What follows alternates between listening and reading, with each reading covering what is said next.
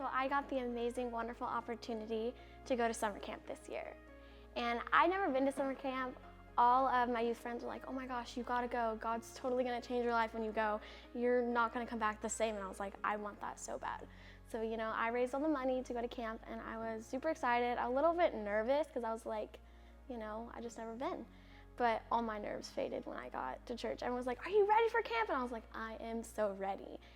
And so we get there and we play these awesome games and it was just so much fun. But besides all the fun, God really did move through my life and so many other people's lives. Like, the messages were just so amazing and I felt like some of them were like just for me. Like, I was like, God, I really needed to hear that, so thank you.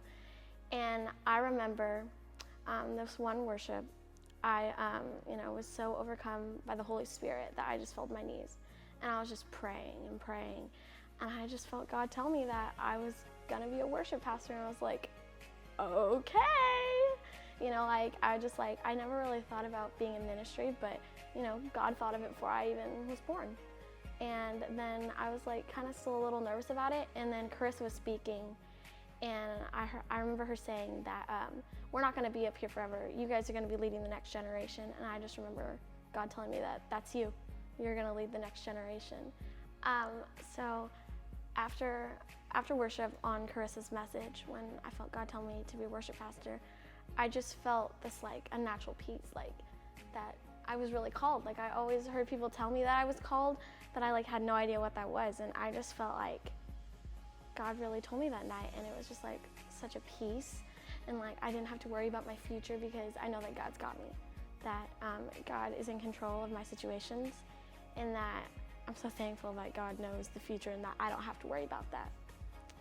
And I'm so thankful that I have Lacey and Marty that are gonna keep pushing me forward. And I remember talking to them about it, and I remember Marty saying something that is gonna stick with me like forever.